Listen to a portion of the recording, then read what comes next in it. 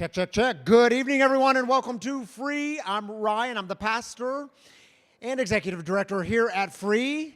And it's so good to be with you all this evening. To all of you joining us online, we're so glad you're part of this community. We always love it when you chime in during celebrations and heartaches and throughout the evening. We're glad you're a part of us wherever you're joining us from, whatever state, living room, sober living house, bathrooms, I'll get there in a minute, treatment center. We're just glad you're part of this community. To remind y'all, this community is a community for addicts, loved ones of addicts, and spiritual refugees. And what we do here is break the silence of addiction, and we create space for healing, recovery, and spiritual connection. And there is always one thing we don't do. Y'all can shout it out on the count of three. 1, 2, 3. We don't do shame. Noelle, so nice of you to join us. Listen, the countdown wasn't going on in the cafe. I know, we didn't have the TV going out there. And I'm getting ready for Christmas Eve service in 2 weeks and putting together the candles and whatnot. And I just lost track of time, and then they're like, service started. So my apologies, everyone. We do forgiveness. We don't do shame. All right. Well, tell us some things coming up, though. There's a few things coming up this week and next week. Yep. If tonight's your first night here, welcome. We are so grateful you're here with us tonight. Get with a home team member or a staff member, and we'll get you hooked up with a welcome bag. And inside this welcome bag, it has a little bit about what we do here at Free Recovery Community. There's some fresh roasted wagon coffee in this welcome bag, and just some other free swag. So grab a welcome bag and know that we are so grateful that you're here with us tonight. This coming Thursday, we are having our second annual Ha Ha Holidays event that we team up with the Phoenix. So we have professional comedians coming in, and we pack this place out. So it begins at 7 p.m. The performances themselves, but doors open at 6. So grab a cup of coffee. You guys are gonna wanna get here early because this place gets packed. We seat about 225 in this room, and then we have overflow in the cafe area, but you must register. It's a free event, but you have to register. So you can do so on our website, via the flyer on Phoenix's website. This is something that you don't want to miss if you're just looking for a community connection, a fun night out, Thursday night, 7 p.m. And it will fill up. So again, I encourage you all to register. This event will fill up. Yep. So do your thing. It's going to be a night full of laughs, all kinds of fun. I can't stress coming here early enough. It's a great time. And then that Friday, I guess December 20th, we are going to be having our parking lot party here at Free. So that'll be from 5 to 8.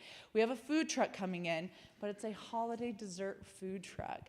So it's going to be a great time. Love Pop is the name of this food truck. If you have a food truck by the name of Love Pop, you know it's going to be good. Yeah. And actually, we've used them before. They're really good. 4 years ago, and they've blown up since then. So they're really, really good. First 150 people get free goodies from the Love Pop truck. So keep that in mind. Spread the word. Yep.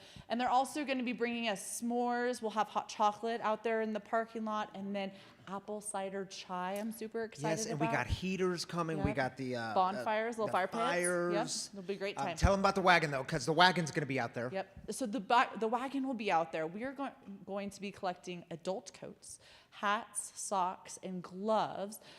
So we're trying to fill up the wagon for those who are in need of them this Christmas season. So please bring your gently used items or new items. There was a lot of people that got stuff for Black Friday, which was awesome. And we're going to fill up the wagon. We're teaming up with the Hornbuckle Foundation for those items. So please come December 20th. It'll be a great time. Bring the entire family. If you can bring a gently used adult coat, that's incredible. And we'll party in our parking lot. And then the next night, Saturday, December 21st, that is our Christmas Eve service. So it's going to be incredible. It'll be a candlelight service. We'll have some live singing. Feel free to bring your friends and family. It's a great night to do so. We'll have our 5 and 7 o'clock service that night, and it'll be a great time. Yeah, it's going to be great and meaningful. Mickey's going to be singing for us, Mickey and Shannon. It's going to be a good time. Let's come and light up the darkness together because everyone's going to have a candle. We're going to light the place up. So hope you join us on Christmas Eve. It's an important night. Oh, not Christmas Eve, December 21st. December 21st, yeah. Yes. I may be a little biased because he's my husband, but Mickey's got the voice of like Jesus and Fergie together. Jesus and Fergie, which makes the voice of an angel, if y'all don't know that. Right. So see y'all December 21st. I can't wait for Jesus and Fergie. Put that on the flyer. Okay, y'all, I want to let you all in on some news that I announced to you just 2 weeks ago. We started this, we called it the bathroom remodel fundraiser. Y'all know when we moved in here three years ago, Man, we did new flooring, new lights, new paint, inside and outside. We built a new cafe. I mean, we put so much work into this space. The one thing we didn't touch were the bathrooms. And we've gotten a lot of feedback on the bathrooms, and part of being a good steward of a building that we just bought in December is keeping things up to date, keeping things nice, especially for addicts and alcoholics when we're used to getting shoved down into church basements with no windows and it's dark and dingy. So we're going to have nice bathrooms. I invited you all to help us meet a very generous, two very generous grants. We got one from the Inshoots Foundation of $10,000, and they said, but before we give it to you, we want you to match this grant. And then generous donors said, here's $5,000, but we want you to match this grant, and that would be $30,000. The project itself is going to cost right in the neighborhood of $40,000. And so I threw that out to you all last week. We were going to keep it going through next week, but I have some really cool news to share with you. Like 100 people came together and gave very generously. Not only, and y'all, this blows my mind. Not only did we match the grants and raise $30,000, I had to figure out how to come up with the other $10,000. And you all gave generously throughout the week, and we are just over $40,000. Thanks to you all for giving. Blown away. Thank you. We're going to have new bathrooms. And Mark was here last service. He's not here at the 7 o'clock, but he's our general contractor for this project. They are starting work on Christmas Eve. So if you're here on Christmas Eve for a meeting, I won't be here, but you'll get to see the new bathrooms start coming into place. All right, y'all, just wanted to share that good news with you. The way we start here on a Saturday night at Free is with celebrations. We start with the good. We lift up the good. A profound thing happens when we celebrate together, and God joins with us in the celebrations. So, Matt has a mic. Who has the other mic? Renee has a mic. We take 3 minutes for this. Maybe you're celebrating a sobriety anniversary, a birthday, a new baby, new job, new house, whatever the new thing in your life or recovery is, we celebrate it here. If you're joining us online, drop your celebrations in the YouTube comments or the Facebook comments. We'll celebrate with you there. If you're here, just raise up your hand, and Matt will get you a mic on this side, Renee on this side, and this 3 minutes is yours. Okay. Hi, I got my first job over Thanksgiving break. I get to be camp counselor at my summer camp, so I'm super excited about that. Way to go, Maggie. Woo-woo-woo. Congratulations. Hey, I'm Andre. Today's my grandma's 90th birthday, and I got to see her and a bunch of family. All right, man. Happy birthday to Grandma. My name is Josie, and I celebrated 90 days clean this week. All right, Josie. Congratulations. Where is Josie? I can't, there's too many lights. Okay, right here, Josie, congratulations. Good to have you here.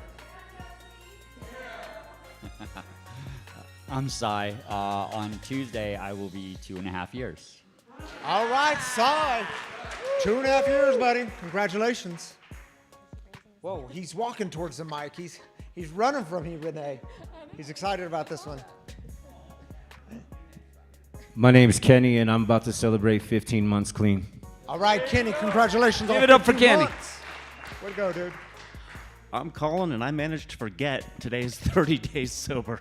Way to go, Colin. Happy 30 days, buddy. Glad you're here. My name's Drew, and I have 2 months. All right, Drew. Happy 2 months. That's like 60 days. Also known as. Awesome. Math. My name's Amanda, and I have 13 months this week. All right, way to go, Amanda. Happy 13 months. I'm Dan, and I just hit 5 months. All right, way to go, Dan. Oh, yes. My name's Jaden, and I just hit 18 months today. All right, happy 18 months, dude. Let's keep it going. Let's keep it going. Glad you're here.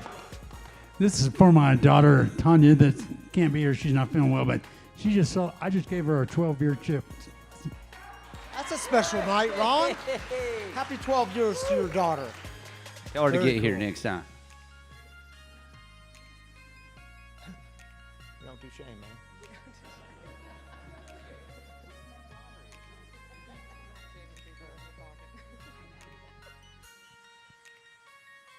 Jeremy, glad to see you got a lid on that thing tonight. Oh, that was it. Sorry. Anyone else? Any other celebrations? You got 30 seconds. We got time for one or two more. All right, let's hear it. Yeah. Jeremy, 9 months of sober. Yeah. All right, way to go, Jeremy. 9 months. 10 months. Had a baby. Way to go, dude. My name's Richard, and I start my new job on Monday. All right, Richard, good luck to you. All right. One more? Do we have one more in the house? I don't want to cut anyone off. Hi again. I'm Maggie, if I didn't say that before, and I'm also graduating early, so my last day is December 18th. All right. Happy graduation, Maggie. That's my kid. That's Matt's kid. All right. Tammy, you going to join me up here?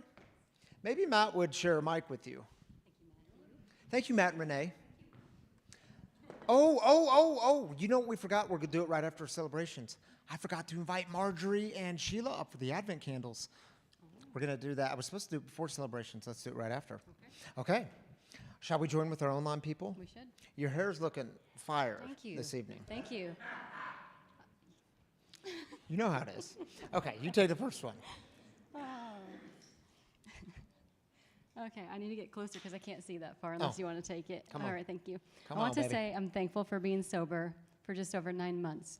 My brother's new baby, and also a special friend who introduced me to Free. Way to go, Adriano. Yeah. Glad you're here. Happy 9 months. And is that that's our only online celebration? Okay. All right, we'll take that. Thank you for joining me up here, Tammy. Marjorie and Sheila, come on up. Because what I was supposed to do was actually light our Advent candles, have them light it and say a prayer. Because we are in the second week of Advent. If you're new here, if you're a little fuzzy on what Advent is, we talked about it at our Monday night gathering. Advent, it comes from the Latin. It's this Latin term, adventus, and it literally means coming or arrival. So during Advent, you are preparing for the coming, the arrival of Christ. It's the 4 months leading up to Christmas, and it's a time of preparation of the mind and heart and spirit. And so tonight, as you know, we have 4 candles, the candles of hope, peace, joy is the pink candle, love, and then the center candle is the white candle. We light that on our Christmas Eve service, but we'll do hope and peace tonight, and Marjorie's going to offer a prayer for us, and Sheila will light the candles. Thank you all for being here. This evening, we light 2 candles, the candle of hope and the candle of peace. This candle reminds us that God came into our messy world through the form of a vulnerable baby to restore peace. We remember that Christ is the Prince of Peace who taught us the way of inviting God in so that we may experience peace within and spread peace to others. Thank you, Marjorie. Thank you, Sheila. The candles are lit, and now we can go on. Okay, y'all, we are in the second week of Advent, second week of this series called Get Lit for the Holidays. Not that kind of lit, a different kind of lit.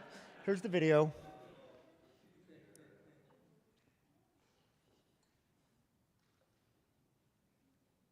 I think we have a video.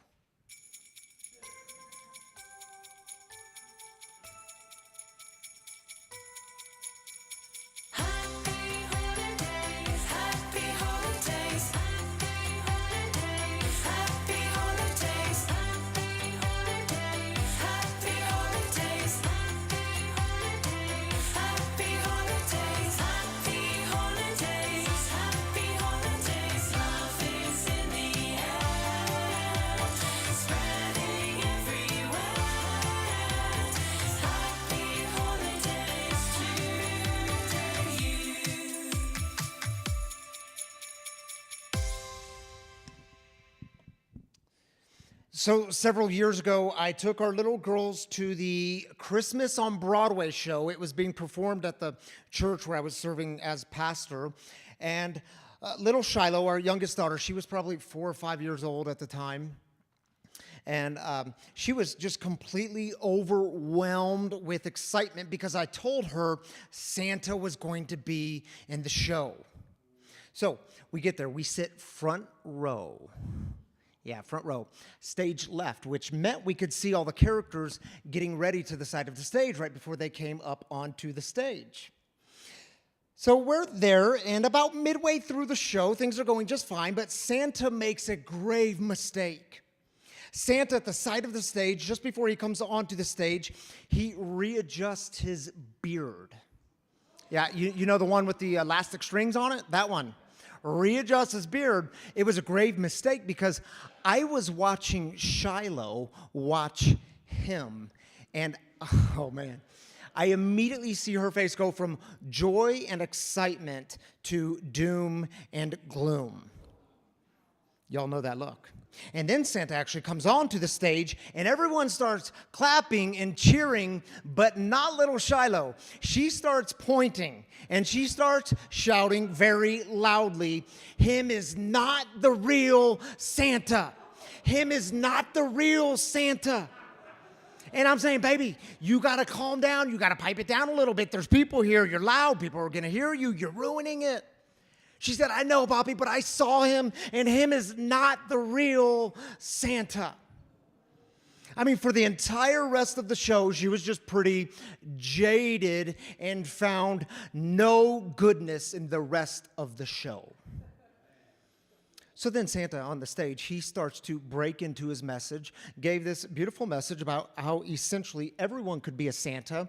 And then he and the rest of the cast, they break into this song, and the chorus was this: "Be a Santa, jolly Santa, happy Santa, give the world a Merry Christmas, be Kris Kringle, bells a jingle, what you bring will fill the world with joy." Not a bad message, is it? What will you bring into the world this season to add just a little bit of joy? In other words, how are you getting lit for the holidays? How will you be light that shines in the darkness? And listen, y'all, I do get it. Some of you are stepping into this Christmas season and you're just feeling a bit jaded. Maybe you experienced a loss this year. And because of that loss, the holidays, man, they're just not the same. Maybe some of you come from a dysfunctional family, and maybe you were even one of the dysfunctional ones. Is that possible? And because of the family dysfunction, for you, holidays, they're not like happy and clappy, but instead they're just really, really messy. Or maybe for some of you, you've seen behind the curtain, you saw too much. You were sitting stage left, and you're like, man, I don't get it. Little baby Jesus born in a manger 2,000 years ago, so what? Some of you would even go further and say, Ryan, this is crazy talk, man. Because I read the gospel stories and I've heard the songs, and we're told that this little baby Jesus was born of a virgin. And I hate to break it to you, Ryan, but that's not how babies are born. It's not the real world. It's not how life happens. And maybe the things you used to believe as a child aren't so easy for you to believe anymore, and the whole thing, it just feels like a fairy tale. Maybe the things that you experienced that brought you to this moment where him isn't real, and somewhere along the way you started to give up on the idea of goodness in the world. So let's just have some fun for a moment and dive into history, because this is absolutely fascinating. Let's break down some barriers. Did you know that sometime in the first century, around the year 30, a group of Jews started a movement, and they insisted that their rabbi, a man named Jesus from the Galilean region, that he was born of a virgin, that he was raised from the dead after being crucified by the Roman Empire, and they claimed that they had seen him, hung out with him, had meals with him, and then he ascended up into the heavens, and they claimed that he would one day return again. Now, keep in mind, this is during a time in history when the world was ruled by the Roman Empire, the most powerful empire the world has ever seen. The people were feeling a bit jaded. They were being stepped on by the imperial elites. They had lost sight that there was any goodness left in the world. Did you know one of the most popular gods of the Roman Empire was a god called Mithra? Followers of Mithra believed that Mithra was born of a virgin. They believed that Mithra was a mediator between God and humans. And then they claimed that this god Mithra ascended up into the heavens. Another popular religion at the time of the Roman Empire was a religion that centered on the god named Attis. What do you think they believed about Attis? They believed that Attis was born of a virgin, and get this, they gathered together as a people each spring, Attis's followers, they gathered together to celebrate the resurrection of Attis. Sound familiar? Now, if you know anything about the Roman Empire, you know that the Roman Empire, it was ruled by a succession of Caesars, beginning with the first one, Julius Caesar. Anyone remember reading about Julius Caesar in their history books in high school? Yes, the correct answer to that is yes, you remember this. Julius Caesar, when he died, it was said that there was a comet, a bright light that moved across the sky, and the crowd stood back and said, well, of course, that's the Son of God ascending up into the heavens. And then right after this, you had Julius Caesar's adopted son named Caesar Augustus. You might remember him from Luke's gospel, the Christmas story. Caesar Augustus believed that he was what? The Son of God. Believed that he was born of a virgin. He died and ascended up into the heavens. And get this, y'all, Caesar Augustus, he even inaugurated a 12-day celebration of his birth. And do you know what he called it? The advent, the coming, the arrival, the advent of Caesar. See, I give you this history for a couple of reasons. One, it's just really, really interesting. But two, do you see how context keeps us from confusion? When these early first century Jesus followers, these early Christians, when they made claims about Jesus being born of a virgin, that Jesus being crucified by the Roman Empire and resurrected, raised from the dead, and then ascending up into the heavens, there was nothing really unique about these claims. That is not what makes the story unique.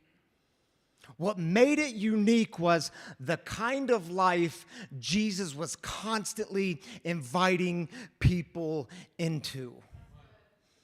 And that leads me to Matthew's gospel. Are you still with me? Okay, check this out. In Matthew's gospel, Jesus drops these really interesting lines right in the middle, chapter 6. Jesus says this. The eye is the lamp of the body. If your eyes are healthy, your whole body will be full of light. But if your eyes are unhealthy, your whole body will be full of darkness. If then the light within you is darkness, how great is that darkness? I know, right? Like, what in the heck is he talking about? Jesus, what do you mean by all these words? Well, you have to remember, Jesus loves to ask questions. This passage, these words, they're asking us this really profound question. Is there something about your eye, your seeing, that affects everything? Keep in mind, Jesus would have been speaking to this Jewish audience. They would have been very familiar with this metaphor of the eyes, an eye full of light versus an eye full of darkness. This metaphor was all over their scriptures. You might remember the Torah. It's the first 5 books of the Old Testament or the Hebrew Bible. They would have had the Torah memorized, the books Genesis, Exodus, Leviticus, Numbers, and Deuteronomy. They would have had these stories memorized. This is about 2 ways of seeing the world, and when they heard the metaphor of the eye, the story that would have come to mind for them was a story found all the way back in the Torah in this book called Deuteronomy. And y'all, check out how Deuteronomy 15 starts. I know I'm giving history here. Absolutely fascinating. Deuteronomy 15 starts like this. At the end of every 7 years, you must cancel debts. Well, that's interesting, isn't it? I mean, amen if you're the one in debt. I mean, you mean we just get to cancel things like our student loans? We just get to cancel the mortgage payments? The car payments? Okay, they didn't have cars in the first century, but maybe donkeys, the donkey payments? They just get to cancel all debts? I mean, what's up with this? Deuteronomy goes on to describe what this would have looked like. And I want to read to you Get ready for this is like groundbreaking here at Free. You will never hear me read from the King James Version of the Bible. But I want to read to you one verse from the King James Version because actually this version in this verse is more accurate to the original Hebrew. So everyone put on their Shakespeare hat with me for just a moment. Check it out, one verse. Beware that there be not a thought in thy wicked heart, saying, the 7th year, the year of release is at hand, and thine eye be evil against thy poor brother, and thou givest him not. And he cry unto the Lord against thee, and it be sin unto thee. Yeah, you can take a breath now. What does that mean? I mean, I think this passage is like, yo, check your heart. Make sure your heart is in check. Because when that 6th year rolls around, I know the temptation. When that brother in need comes to you and it's the 6th year, you're going to be like, whoa, maybe I'm not going to give to you because there's only 1 year left. And at the end of the 7th year, the debt is released and you're not going to have time to pay me back. And this says, don't get an evil eye towards your brother in need. This passage is about making sure no one in the community gets stuck without the basic needs of survival. Now, if you deny them, what happens? If you deny them, they can cry out to God against you. Well, why is that significant? Well, this word cry, it's like at the center of the Hebrew people's story. I mean, do you remember? They were taken out of their land and brought into Egypt where they were forced into slavery under the rule of Pharaoh. And then what happened? They cry out to God, and the text says God hears their cries, and God stands against Pharaoh, sends in Moses, and sets the people free, led towards the promised land out of slavery. I think what it's saying is whatever you do, don't become the new Pharaoh. You have to remember your story. Remember where you come from.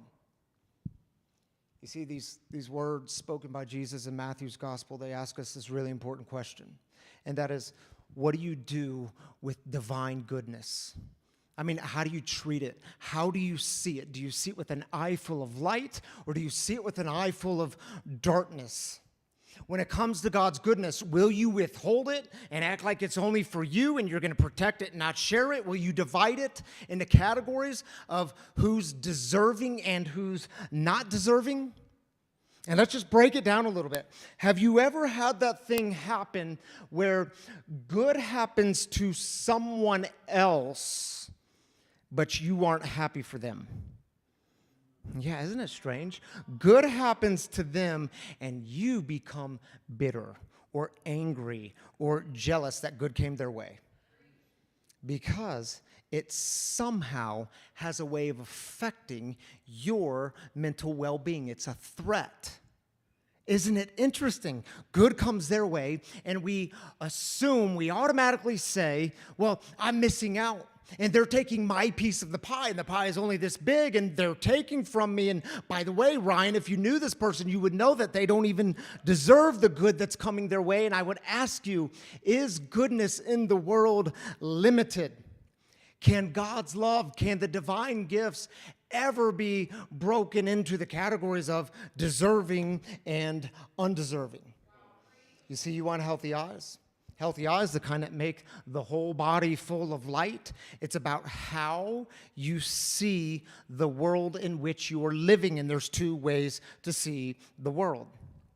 Have you ever had that thing happen where goodness comes your way?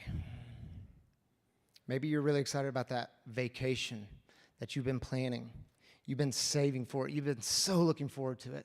And you're with a group of friends or colleagues or coworkers or maybe even family, and you're telling this group of people about this vacation coming up, and someone in the back pipes up with, must be nice. Yeah, must be nice.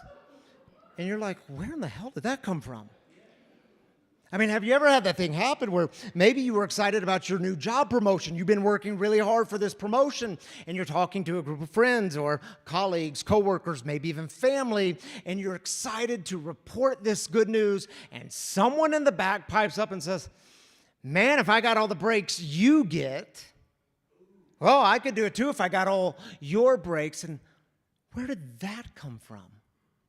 Do you see what happens? They can't celebrate your life because they have not yet learned how to celebrate their life. For them, you are taking a piece of their pie, and it puts them into fear. And is God's goodness in the world ever limited?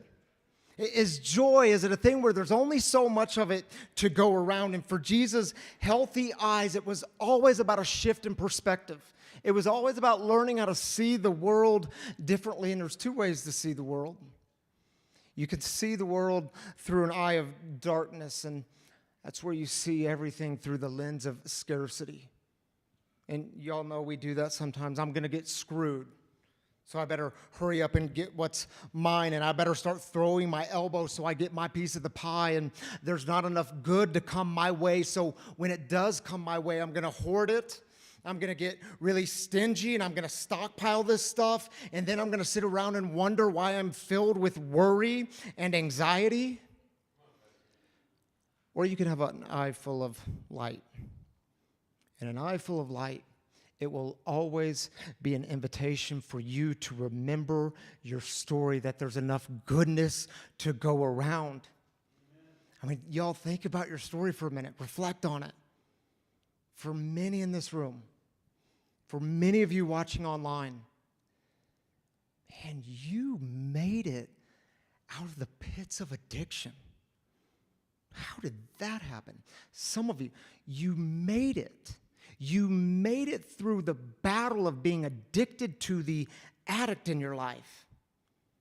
I mean, do y'all know what a miracle? You survived. You're here. You're breathing. You made it. Why? Because faithfulness, grace came your way. Grace came your way. Good came your way.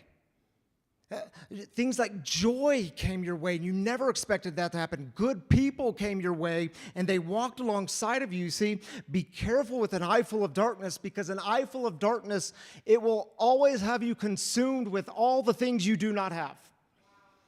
An eye full of darkness, you will be the one saying, well, I can't do that thing because I don't have that education. I didn't go to that school. Well, I don't have the upbringing that he had. If I had that upbringing, then I could get to where he is. Oh, well, you got to understand, she has like 27 years sober. I only have a few days sober. Don't start with the things you do not have. Keep it simple and start with the things you do have. That's an eye full of light. Man, I love the 7 o'clock people when they get to clapping. Y'all always throw me off in the best sort of way. But you know what I mean? Keep it simple.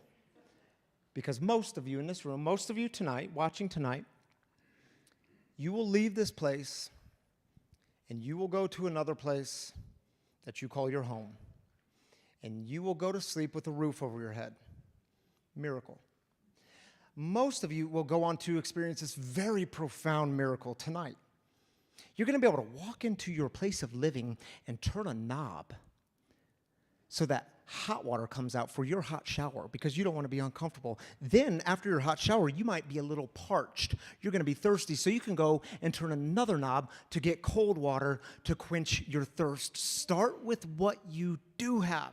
And you say, yeah, but I'm here in sobriety and recovery, and I'm barely hanging on. But you're here. But you're here. You have community. You have people in your midst. That's a big deal. And listen, y'all, if you struggle with this idea of celebrating others, especially the ones in your mind who don't deserve it, if you struggle with that, I would encourage you to try to intentionally celebrate the good that comes their way, and see if it affects every part of your being. See if it changes everything. See if it lessens anxiety. In fact, when they come into the room and they are so excited to give you this positive report of everything good in their life, and you're like, no, you don't even deserve it.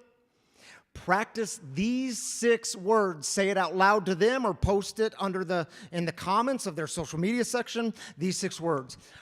I am so happy for you. Oh, that's way too hard, Ryan. I can't do. I am so happy for you. Open yourself to celebrating others. I promise you that's an eye full of light. And by the way, the ones who do this, do you ever notice how they tend to experience more joy in their life? Yeah, because if your eyes are healthy, your whole body is full of light. And I'll close with this. If you want healthy eyes, the kind that has your whole body full of light, this is the one we struggle with most. You are going to have to learn how to accept good in your own life. All the good that comes your way, which means you don't get to do any more of the future tripping. That means no more morbid reflection of the past. It doesn't mean you forget the past. It doesn't mean you stop doing the reflection. It means no morbid reflection of your past. Do you ever have that thing that happens when good comes your way that has this way of immediately pulling you into the fear of the future? Why does it happen? All the time it happens. Do you guys know when we started Free in our backyard 6 years ago, I will never forget being at Torchy's Tacos, me and Tammy, with a very generous family, and they looked at us and they said, we believe in you. We believe in what's happening with this mission, and we want to see this thing in the world. And they handed us, which was absolutely mind-blowing, a $25,000 check. And we had tears of gratitude and real tears of joy. It was such a moving moment that I'll never forget. And do you know what else I'll never forget? Laying in bed that night, and all of a sudden, I was overwhelmed with anxiety. I started saying, my mind started racing, but what about next year? What if we got to keep the whole thing going? What about next year? And what if the goods don't come in next year? And what if we can't keep it going? And God, what about next year? And can I tell you, for the last 6 years, every single year, God has provided. It's like every year I get to hear the voice of God come along and say to me, Ryan, dude, you don't get to do the fear tripping. I got you. You're done with it. And have you ever had that thing happen where good comes your way and it immediately sends you back into the fear, the anxiety, the undeservingness of your past? Whew. Good comes your way and you're reminded of all the reasons you don't deserve it. And when the good comes your way, you have a way of sabotaging it. Yeah, this happened to me when I was 5 months without a drink. It was so good for me. I mean, life was so good. I didn't need to do recovery. I certainly didn't need to work a program. Life was so good. I didn't need other people. Life was so good.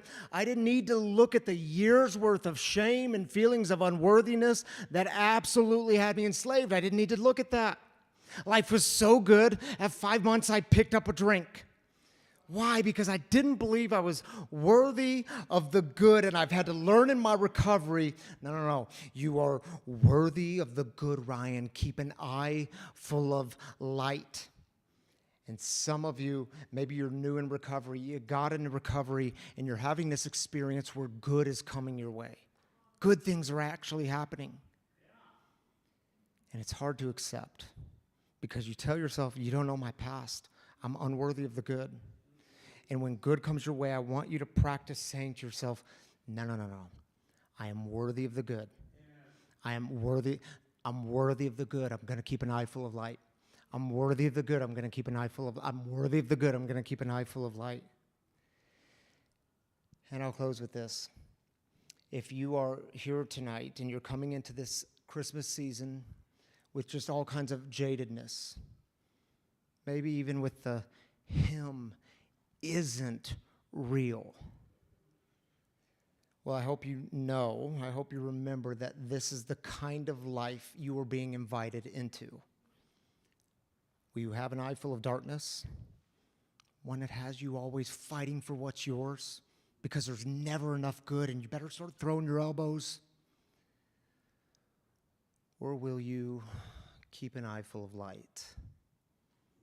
one that leads towards radical generosity, one that has you celebrating the good that comes their way, the good that comes your way. Two ways of seeing.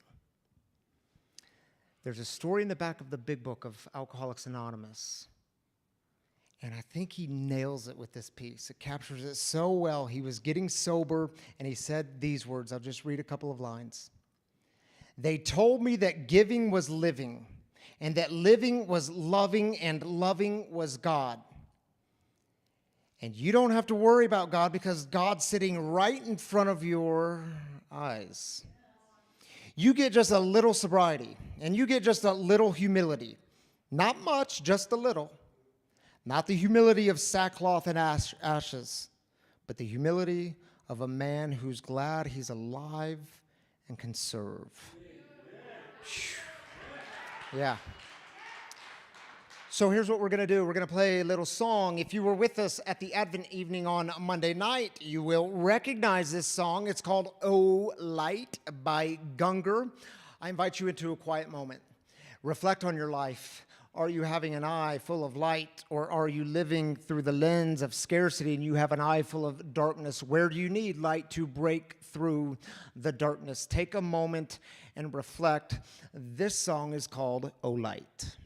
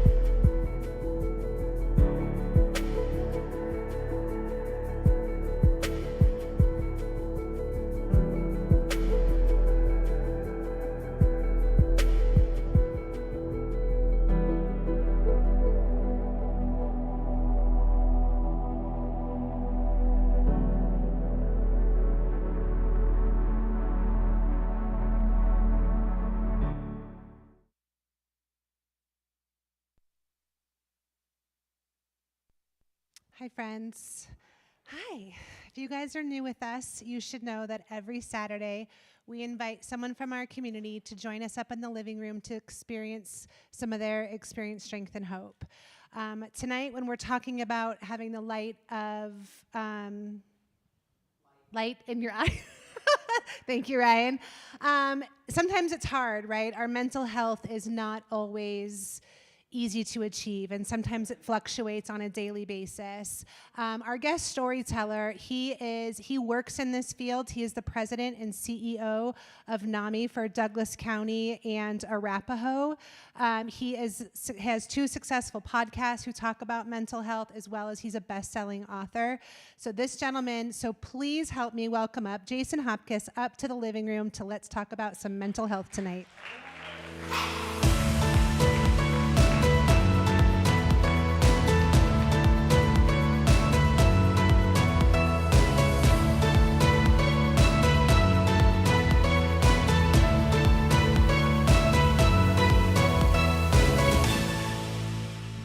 Hi, Jason. Hi there. Thanks for coming back. I'm so glad to be here. Yeah, so let's get started. Let's do it. I want to start because obviously I know a huge part of your story takes part in 2011, but I do know that there's a lot of backstory that led up to 2011. So could you give us a little bit of the background of the family of origin you came from and kind of how that led you to 2011? Yeah, that's a great story, and mine, like so many others, is not unique. I crashed and burned in a pretty profound way in 2011, and that story was built on what I feel like was a lifetime of being a dutiful son. Having that expectation that I had to do everything perfectly or right, showing up, getting good grades, not getting in trouble, kind of following the right path. Went to college, was president of Honor Society. I don't think I ever drank until I was legal to do so. And really built my entire life on this facade or this armor of how everything looked. If it looked perfect, obviously it was perfect, and nobody would know how broken I actually felt. So 2008 was a pretty profound time for me. I, like so many people, was caught in the losses of the financial crash. And really, that's not what took me down like it did so many. It was my unwillingness to change my lifestyle, my ego, so to speak, that kept me stuck in this trap of like, this is going to get better.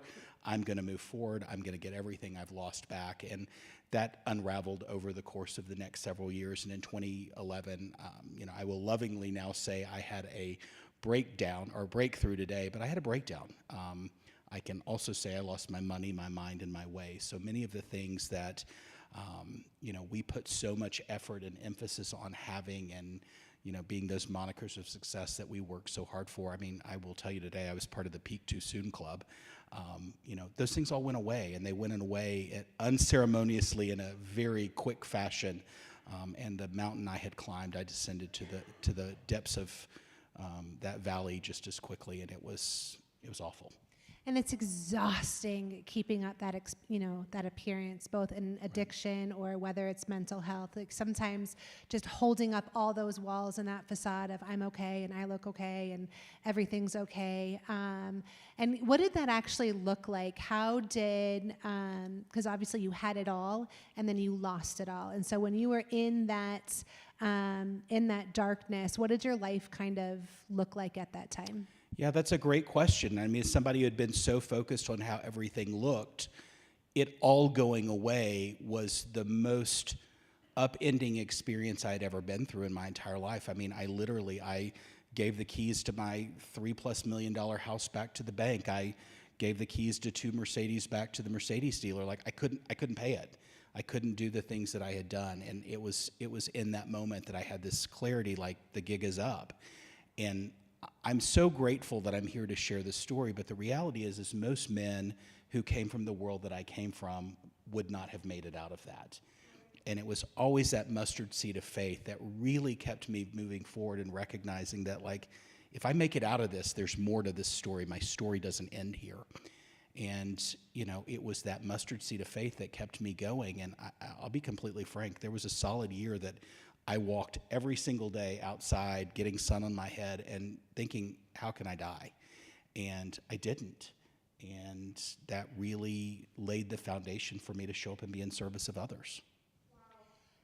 And I know today you do so much in service of others, but can you tell us a little bit before we get to today of what did that rebuild period look like? How did you, day by day, step by step, taking the next right step, get you to where you are today? Yeah, I think it was built on that next right step. As you mentioned, I just recently wrote a book, Get Unstuck and Move Forward with Your Life. And the entire principle of that book is about taking the next right step. And I'll be completely frank, you know, when my life came completely unraveled, beginning again, there were no next right steps. I was just trying to get out of bed and function. And I'll tell you that walks and baths saved my life. I don't know why those two things were the things that saved me. But the reality was, I couldn't function. I literally didn't know how to put one foot in front of the other. And there was some point that there was a moment of clarity that's like, you're still here. You know, life is going to go on. And you know, I did have a fair bit of privilege that I had a very supportive family and I didn't have to go back to work or begin again immediately. But it was an active process of realizing that life goes on and you're going to have to begin again. And I can't speak for anybody else, but you know, I've asked this question of hundreds of people, like, do you have to hit rock bottom to recover? And I can say unequivocally, I had to hit rock bottom to recover. And I think part of what gave me such pause in the beginning is I felt like my goal was to rebuild the life that had just burned to the ground. And it took some time to recognize that I could not heal in the place that broke me. I could not heal with the people that broke me. And for somebody who had been so focused on the external validation of how everything looked, the reality is my undoing was very public, and that was so humiliating for me. Like I couldn't begin again, you know, where I broke. And I know sometimes in recovery, we think that life is going to look a certain way. So whether it's when I get sober, fill in the blank, this is going to happen, or when my mental health is okay, then I'll be okay, and this is what it will look like. But one lesson that you speak about is that it doesn't always have to look like what you think it's going to look like, right, or what the past looked like, and that's okay. So how do you help people today accept where they are and what it looks like today and have that new normal be exactly where they're supposed to be? That's a great question. And as Ryan spoke about future tripping or that morbid fascination on the past, I mean, what we're really guaranteed is a right now. And I think most of us really struggle with that presence. And becoming present is such a gift. And recognizing that getting to where you want to go is built on where you've been and every step you're going to take from here moving forward. So, you know, my book, again, is really focused on that next right step approach and recognizing that so many of us are living our lives guided by the highlight reel of others on social media. And the fact of the matter is life doesn't look like the highlight reels we see online. You know, the reality is it's all that messy middle that really makes up who we are, where we are. And it's just unfortunate that we don't have a social world or landscape that looks more like what life actually looks like, because I think a lot of us spend effort and energy to just make it look better when we really just want to curl up in a ball a lot of times. And I think that's one of the things that I really resonated most about with you, and I know it's important here, it's one of our 4 pillars, is that authenticity. And you know that sometimes just because we're in recovery, we're not going to have a 10 out of 10 every single day. Right. And some days, I know we talked earlier about how yesterday was a difficult day for you, right? And so what does that look like today, working in a mental health field or working in a recovery field or whatever it is, and not having it all together all the time? How do you help people see that it's okay to just be where you are? That's a great question. I think it starts with how quickly can you get back present with yourself? You know, and sometimes it starts with the next breath, you know, and just recognizing that this is a bad day and not a bad life. As you mentioned, yesterday was a 2 out of 10 day, and I don't really know why. Nothing bad was happening, but I allowed myself to spiral into the what ifs and the I didn't do good enough. And like that has been a persistent theme that has kind of been a thread that's pulled through my life of this not good enough. And you know, I find the path to authenticity is leaning into those moments and recognizing that just because this moment is uncomfortable and you don't love how you feel, it will pass. I turned 50 this year, and the one thing I can say, something feels very different about 50 than any other year, is this element of recognizing that you have experience that dictates that things do work out. They may not in this moment, but they will work out. And if this is not your moment, keep going. You have other moments ahead of you, likely. Or they just may not work out in that exact way that you think that they should. Well, and the fact of the matter is, and I encourage people to think about this all the time, we place a lot of expectations on ourselves, like things should work out this way, or this is how it's going to be. And I encourage you to ask yourself, did anything that you expected to work out the way you expected actually work out the way you expected? And the answer is 100% of the time it did not. It may have been better, it may have been worse, it may have been far beyond anything you could have imagined, but it never works out exactly the way that you imagine. And from that understanding, why are we putting so much effort and energy into an expectation that's never going to happen in the first place? So good. And before we wrap up, I do want to can you tell people how they can find you, your podcast, your book? Yeah, that's a great question. Thank you. Jason Hopcus, Hopcus. I'm on every social platform. I'm super responsive. My book is called Get Unstuck and Move Forward with Your Life.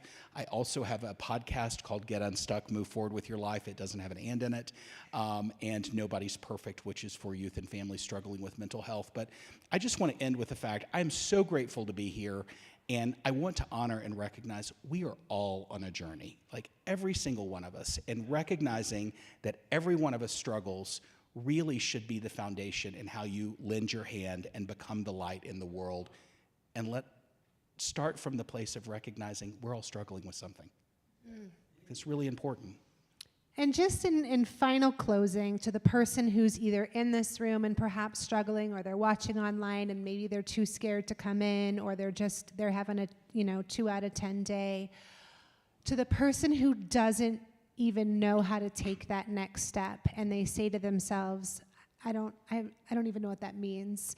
What piece of hope can you give them that all it takes is that one next action? I'm going to remind everybody you only get up the staircase 1, maybe 2 steps at a time, depending on your athleticism.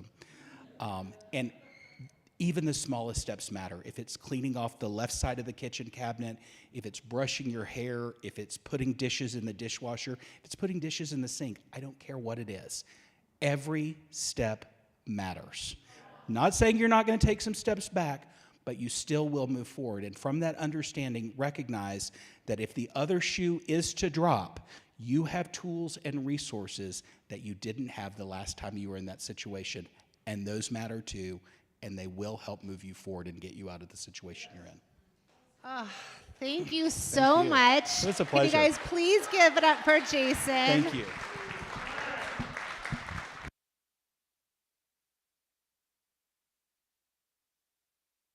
With us all night, man. It's a pleasure. Thank you. And thank you, Carrie.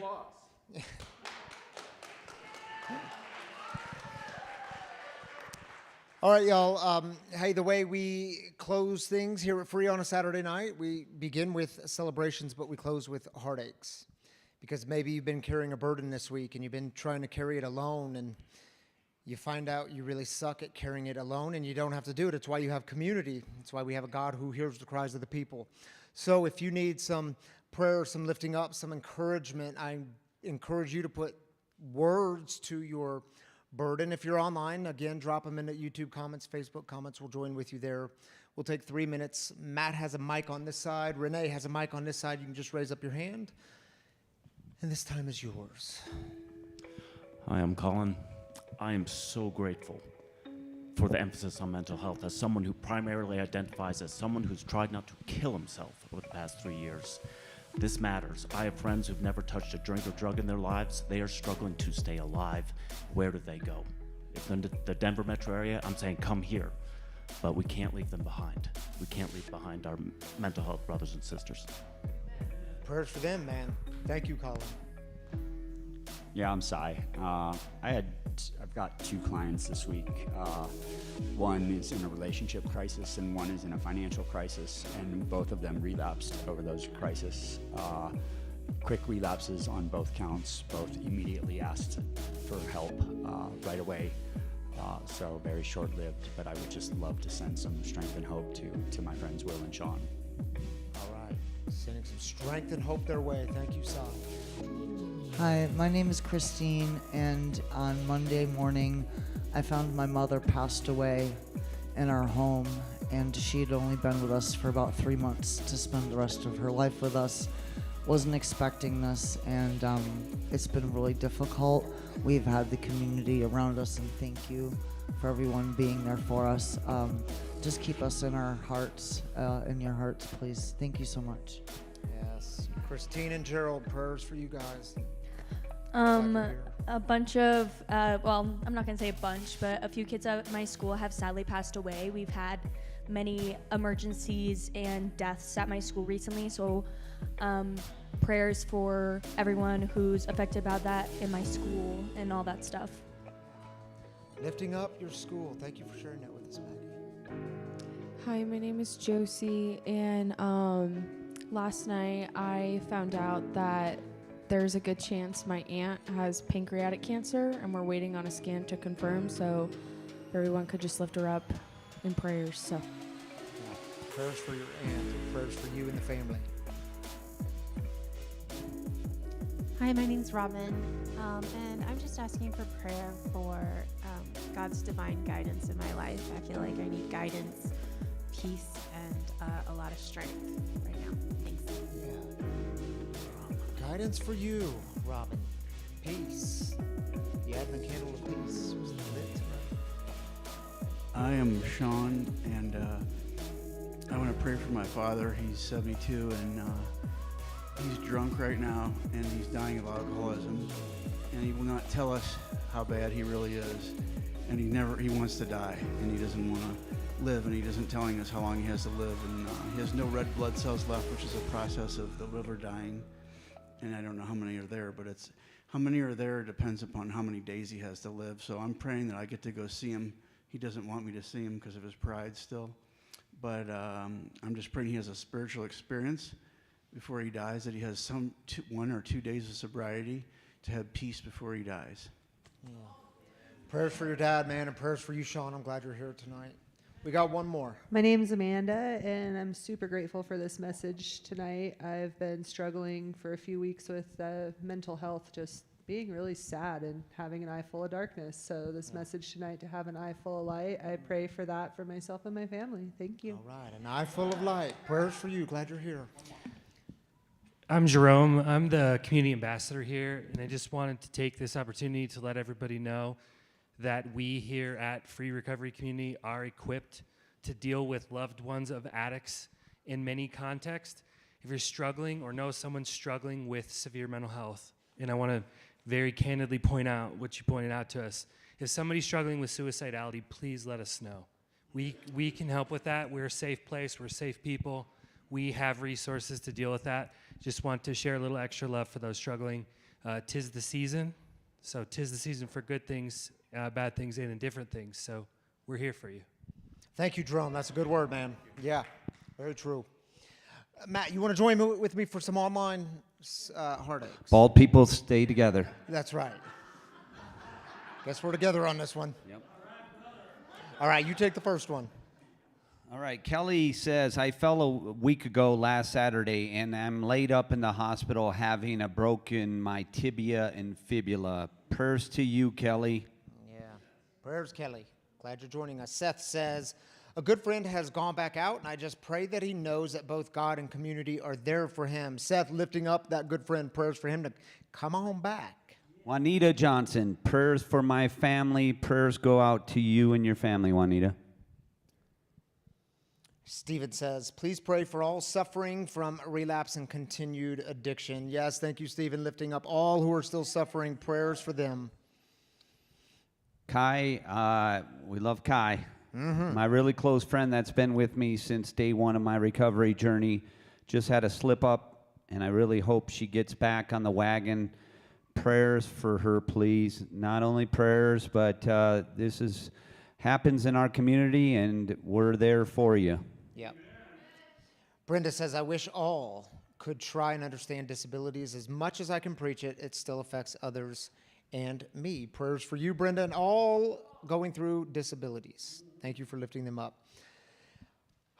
Thank you all for joining in celebrations and heartaches. And Matt, stay here for just a moment because before we met this goal of giving towards the bathrooms, I invited Matt last week. I said, hey, could you come just give us a 2-minute spiel on the importance of generosity and giving?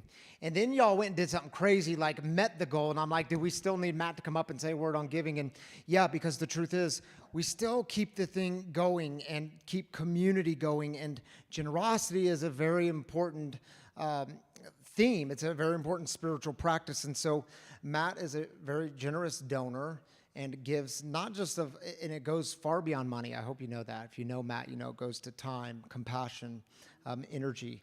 But would you say a word on the importance of giving?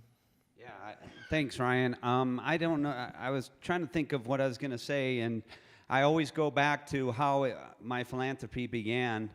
And my earliest childhood memories, I'm 8 years old, and my father had just lost his job as a police officer, and he had become a taxi cab driver, and it was the poorest part of our lives. The church had to help us with food and stuff, and I remember it having a profound impact on me. And during this time period, my dad got sober in AA, and this was in like 1979, and he took a job as a taxi cab driver, and we didn't have a lot of money, and he won a scratch-off lottery ticket called the Crystal Ball. I remember this at 8 years old. He won $5,000, and he gave 20% of that to the church, and we had no money. And he gave $1,000 to the church. And I still remember that as a man in my 50s, how profound that was in my life. So philanthropy might not just have to do with you and your donation, but your kids seeing it, the profound impact of giving that can resonate through our communities, through our children, and the profoundness of giving. I live by a principle today, and that is, to whom much is given, much is expected. My father taught me that day, to whom nothing is given, much is expected. And I live with my father's philanthropy in my heart, and I am generous because of that man who taught me. And maybe your generosity and your giving will have a profound impact on others, including your children. Thanks. Thank you, Matt. Love you, brother.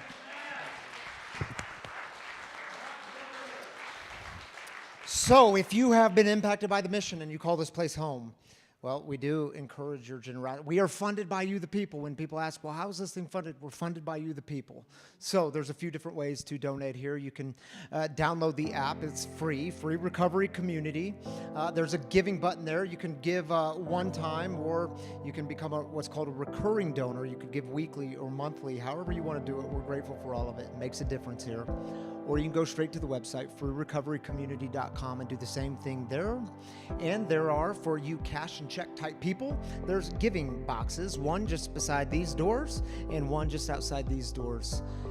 And I always love to tell you about the dip jar. It's this little box thing that lives on this black table right outside these doors, and it's set at $20, so you can't give more or less. You just take a credit card, you dip in, you dip out, and then you get to get all lit up. The machine lights up for you and adds some joy in your life, and it's kind of cool. So if you want to donate that way, so much appreciation, and I know some of you have made this a spiritual practice in your life.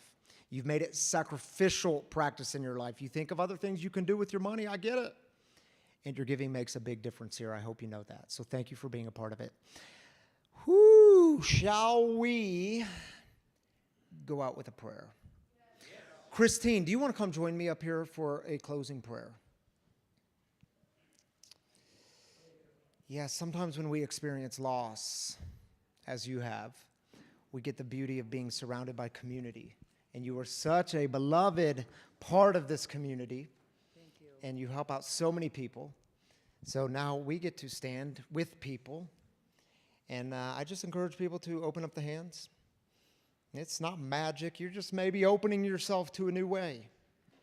Maybe you're saying tonight, God, I'm going to open myself to a new way of seeing the world, seeing people, seeing myself. Tonight, maybe it's you're going to open up to having an eye full of light rather than an eye full of darkness. So take a big, deep breath. Breathe in that goodness that is just flowing all around us, in you and through you. And if you don't know the serenity prayer, well, it'll be on your screen. We'll pray it together, and it goes like this.